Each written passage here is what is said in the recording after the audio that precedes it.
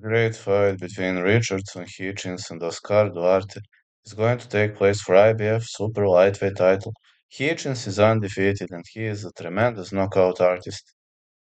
He's having that lead hand, which is so brutal, and the guy knocked out George Kambosos Jr. with a body shot. His left body shots are so devastating, and he defeated Liam Paru, Gustavo Lemos, Jose Zepeda.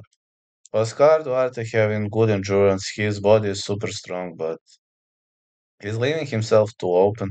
He destroyed Miguel Madueno, Batirak Medov, Kenneth Sims Jr., but we've seen him getting exposed against Ryan Garcia and left hook to follow up punches gave him a hard time, and Richardson Hitchens has a similar fighting style, so I have to go with Richardson Hitchens for the victory. But considering the fact that Duarte has excellent defense, I would also say the fight not going the distance.